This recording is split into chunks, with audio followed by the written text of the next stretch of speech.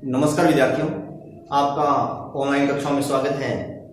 हम कक्षा 11 की अनिवार्य हिंदी विषय का अध्ययन कर रहे हैं। हमारी पाठ्य पुस्तक है आरोप भाग 1 और उसमें हमारे काव्यखंड का अध्याय जो 5वां है भवानी प्रसाद मिश्र उनके द्वारा जो रचित रचना है घर की याद, तो उनके द्वारा जो रचित रचना है उसका हम अध्ययन कर रहे हैं। पहले हमने 2 भागों का अध्ययन किया है, जिसमें बरसात के समय किस प्रकार से उनकी माता जो है और उनके पिता जो है और भाई बहन जो हैं किस प्रकार से उनकी आंखों के आगे तैरते हुए उनको दिखाई दे रहे हैं, तैरते हुए दिखाई दे रहे हैं। उनका प्रेम जो स्नेह भाव है वो उनको याद आ रहा है और वे हर प्रकार से उनको याद कर रहे हैं और वे बता रहे हैं कि किस प्रकार से उनकी माँ पढ़ी लिखी नहीं है। अगर पढ़ी लिखी होती तो उनको वह कारागार में पत्रावश्य भेजती, उसका जो आनंद है उसको आता, उनका जो प्रेम है उनको वहां भी मिलता। लेकिन फिर भी उनकी माँ का जो प्रेम है, जो स्नेह है उनके प्रति अगाध है, बहुत है। तो ऐसे ही भाव से बताया, साथ ही साथ बताया कि उनके पिता जो है बुढ़ापे में हैं, लेकिन फिर भी उनके ऊपर बुढ़ापा जो हावी नहीं है।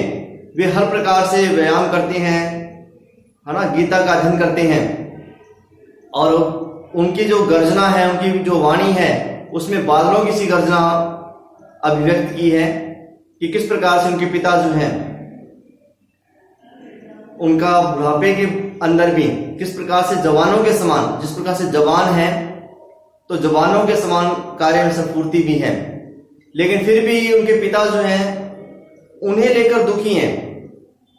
तो यह भाव हमने पहले पढ़े हैं, लेकिन अब जो इसे बताने का प्रयास किया कि वो कहते हैं कि मैं 5वां पुत्र हूं, क्योंकि 4 भाई 4 बहनें, है ना, भाई भुजा प्यार बहनें, इस प्रकार की पंक्ति इन्होंने 2-3 बार दी हैं। तो बताने का प्रयास किया कि ये 5वें पुत्र हैं, 4 भाई हैं इनके और 4 बहनें हैं।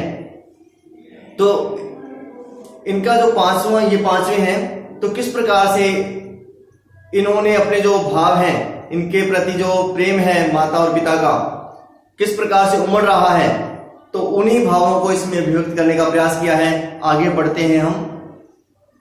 5वां मैं हुआ भागा जिसे सोने पर सुहागा। अब कवि कहता है कि मैं 5वां पुत्र हूं और अभागा हूं, अपने आप को अभागा महसूस कर रहा हूं। अब क्यों अभागा महसूस कर रहा हूं मैं, क्यों ऐसे अपने आप को मान रहा हूं? जिसे सोने पर सुहागा, जिसे मेरे पिता जो है, पिताजी कहते रहे हैं, प्यार में बहते रहे हैं कि मेरे पिताजी जिसे सोने पर सुहागा कहते रहे हैं। मेरे 4 भाई जो सोने के समान है, लेकिन उनके अंदर भी सबसे श्रेष्ठ वो मेरे को ही मानते हैं। कहने का भावार्थ ये है कि पिताजी उनसे बहुत अधिक प्रेम करते हैं। किससे? 5वां पुत्र कौन? भवानी प्रसाद मिश्र जो है, जो कि स्वतंत्रता संग्राम के कारण से, भाग लेने के कारण से जेल में बंद हैं, अंग्रेजों द्वारा कारागार में बंद किए गए हैं। कहते हैं कि पिताजी मुझे जो है सोने पर सुहागा मानते हैं, अर्थात उनसे भी श्रेष्ठ मानते हैं, उनसे भी अधिक प्रेम करते हैं, प्यार में बहते रहे हैं और वे सदा ही मेरे प्यार के अंदर जो है, प्रेम के अंदर बहते रहे हैं। अर्थात उनकी आंखों में जो आंसू हैं वो बह रहे हैं। आज उनके स्वर्ण बेटे लगे होंगे उन्हें हिटे। अब इसमें कवि कहता है कि उनके जो स्वर्ण के समान जो बेटे हैं, जो हर प्रकार से उनको आनंद देने वाले बेटे हैं, वे भी आज उन्हें तुच्छ लग रहे हैं। अब तुच्छ क्यों लग रहे हैं? क्योंकि मैं उन पर सुहागा बंधा बैठा हूं अभागा। अब कवि इसमें कहता है कि मैं उन पर जो सुहागा था, अर्थात उनमें सभी में श्रेष्ठ था, जिसके ऊपर पिताजी का अगाध प्रेम था, बहुत अधिक प्रेम था, तो मैं आज अभागा हूं, अपने भाग्य को कोस रहा हूं कि मैं अब जेल में बंधा हुआ बैठा हूं, अर्थात मैं उनके सामने नहीं हूं। और माँ ने कहा होगा दुख कितना बहा होगा। अब देखिए, इसमें तो पिता के जो भाव हैं उनको अभिव्यक्त किया गया है कि किस प्रकार से पिता जो है अपने 5वें पुत्र को न पाके अत्यंत दुखी हो रहा है, और किस प्रकार से जो कवि हैं अपने पिता के अत्यंत प्रिय पुत्र थे, जिसमें सुहागा जो है, सुहागा जो शब्द है उसका संबोधन किया गया है, और जो 4 भाई हैं उनके लिए स्वर्ण का यानी सोने का जो रूप है आरोपित किया गया है। और माँ ने कहा होगा दुख कितना बहा होगा। अब देखिए, पिता को दुखी देखकर माँ उनके पास में आती है और माँ कहती है, क्या कहती है, देखिए सुनिए इसमें और माँ ने कहा होगा दुख कितना बहा होगा। अब जब माँ ने आके उनके पिता के पास में आके कुछ कहा होगा, लेकिन माँ भी अत्यंत दुखी हो रही है। अब क्यों दुखी हो रही है? क्योंकि उनका जो पुत्र है वो कारागार में बंद है, न जाने कितनी यातनाएं अंग्रेजों द्वारा दी जा रही हैं, उनको सहन कर रहा होगा। लेकिन फिर भी वे उनके पिता को, कवि के पिता को ढांढस बता रही हैं, आंख में किस लिए पानी, वहां अच्छा है भवानी। अब देखिए माँ जो है अपने दुख को रोकते हुए, अब दुख तो माँ को बहुत अधिक होता है ना, तो माँ जो अपने दुख को रोकते हुए कवि के पिता से कहते हैं कि आंख में किस लिए पानी, कि तुम्हारी आंखों में पानी क्यों है, वहां अच्छा है भवानी। भवानी अर्थात अपने लिए कवि ने प्रयोग किया, भवानी प्रसाद मिश्र हैं तो अपना नाम इसमें बताया कि भवानी वहां पे अच्छा ही है। कहां पे अच्छा है? कारागार में। वह तुम्हारा मन समझकर और अपनापन समझकर गया है सो ठीक ही है, यह तुम्हारी लीक ही है। अब लीक का मतलब परिपाटी या परंपरा या सीख के लिए लीक शब्द का प्रयोग किया गया है।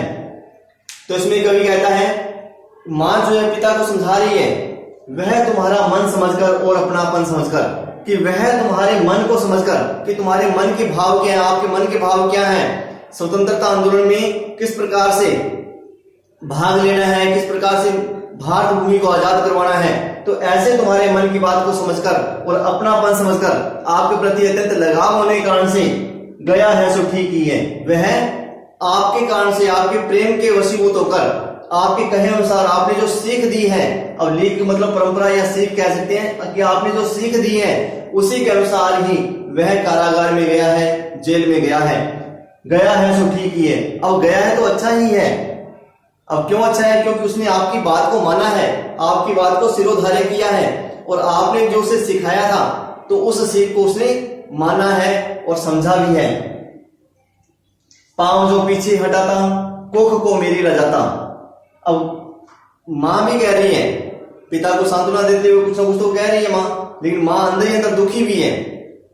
तो माँ के जो भाव है वो देखिए, पांव जो पीछे हटाता। अब पांव कैसे पीछे हटाता? अगर वह स्वतंत्रता आंदोलन में भाग तो लेता, लेकिन विपत्ति आने का भय होने के कारण से कि उसको जेल में, कारागार में डाल दिया जाएगा, तो वह नहीं जाता। तो कोख को मेरी लजाता, तो वह मेरी कोख को ही लजाता, अर्थात मुझे ही लज्जित करता वो। इस तरह हो न कच्चे, रो पड़ेंगे और बच्चे। अब इसमें माँ जो है पिता को समझा रही है कि इस तरह से तुम कच्चे मत हो, अपना मन कमजोर मत करो, और तुम्हें ऐसा रोता हुआ देखकर सारे जो बच्चे हैं वे भी रो पड़ेंगे, अर्थात वे भी अत्यंत दुखी हो जाएंगे। इसलिए आप जो धैर्य रखिए, इस प्रकार से जो है अपने धैर्य को मत खोइए। अब पिता देखिए आगे क्या कह रहे हैं, पिताजी ने कहा होगा हाय कितना सहा होगा, कहां मैं रोता कहां हूं, धीर मैं खोता कहां हूं। अब देखिए पिता जो है अंदर ही अंदर तो हर माता और पिता दोनों दुखी हो रहे हैं, लेकिन एक दूसरे को सांत्वना भी दे रहे हैं साथ ही साथ। अब माँ ने सांत्वना दी है कि तुमने जो सीख दी थी तो उसी के अनुसार वो काम करे, वो वहां पे अच्छा होगा। तो हर प्रकार से उनकी सांत्वना दे रही है कि कहीं वो उनके पिता जो है धैर्य ना खो दें। लेकिन अब जो पिता जो है वो माँ से कहते हैं कि नहीं, ऐसा कुछ नहीं है, पिताजी ने कहा होगा हाय कितना सहा होगा। अब पिता ने दुख को सहन करते हुए, अब दुख तो बहुत हो रहा है क्योंकि उनका जो पांचवा पुत्र जो अत्यंत प्रिय था वो कारागार में बंद है, तो दुख को सहते हुए पिता ने कहा होगा कहां मैं रोता कहां हूं, कि मैं कहां रो रहा हूं, मैं रो थोड़ी रहा हूं, वो तो वैसे आंखों में से पानी जो है छलक रहा है। धीर मैं खोता कहां हूं, और मैं अपने धैर्य को कहां खो रहा हूं, मैंने जो अपने धैर्य को बनाए रखा हुआ है, अर्थात मैं रो नहीं रहा हूं और ना ही अपने धैर्य को खो रहा हूं, बल्कि अंदर ही अंदर तो वह दुखी हो रहे हैं माता और पिता दोनों ही, क्योंकि उनका जो प्रिय पुत्र है, जो पांचवा प्रिय पुत्र है, वो कारागार में बंद है। न जाने अंग्रेजों द्वारा कितनी यातनाएं उनको दी जा रही होंगी। और इसमें कवि कहता है कि मुझे बार बार अपने माता पिता और भाई बहन जो हैं उनका जो प्रेम है, उनका जो स्नेह है, वह सभी याद आ रहा है और मुझे घर की याद आ रही है। तो यह हमने पढ़ा है भाग 3 के अंतर्गत, जिसमें भवानी प्रसाद मिश्र ने कारागार में रहते हुए किस प्रकार से उनको अपने घर की याद आ रही है, अपने पिता की जो याद आ रही है वो क्या कह रहे होंगे, उनकी माँ उनके लिए क्या सोच रही होगी, उनके भाई बहन जो हैं किस प्रकार से उसको घर पे न पाकर अत्यंत दुखी हो रहे होंगे। ऐसे भावों को इसमें बताने का प्रयास किया है। तो इनके अंदर अनुप्रास अलंकार का प्रयोग किया गया है और साथ ही साथ जैसे सुहागा शब्द 2 बार आ चुका है इसमें, है तो ये उसके अंदर ही, तो इस प्रकार से शब्द भी एक जैसे आ रहे हैं। तो और हर प्रकार से यहां पे इसके अंदर रूपक अलंकार का भी प्रयोग किया गया है। सोना और सुहागा, तो सोना जो उसके सोने का रूप उसमें बता दिया, सुहागे का रूप कवि के लिए बता दिया गया है, तो रूपक अलंकार का भी इसके अंदर प्रयोग किया गया है। तो ये था भवानी प्रसाद मिश्र द्वारा रचित घर की याद, और उसमें जो भाग 3 है उसका हमने अध्ययन किया है, जिसमें कवि के पिता अत्यंत जो दुखी होते हैं, लेकिन उनकी माता जो है उनको सांत्वना दे रही है और कह रहे हैं कि तुम्हारे द्वारा जो दी गई सीख है उसी का पालन किया है, अगर वो ऐसा नहीं करता तो वह अच्छा नहीं था और मेरे दूध को भी लजाने वाला होता। तो लेकिन पिता भी माता को सांत्वना देते हुए कहते हैं कि नहीं, मैं धैर्य नहीं खो रहा हूं और मैं रो भी नहीं रहा हूं। तो यही भाव इसमें बताने का प्रयास किया गया कि माता और पिता जो है कवि से कितना अधिक प्रेम करते हैं, स्नेह करते हैं, और उसके दुख के अंदर कितने अधिक दुखी हैं। तो ये था हमारा भवानी प्रसाद मिश्र द्वारा रचित घर की याद का भाग 3। तो आगे भी हम जो भाग हैं उनका अध्ययन करेंगे। तो आशा है कि आपको ये अच्छे से समझ में आया होगा। धन्यवाद।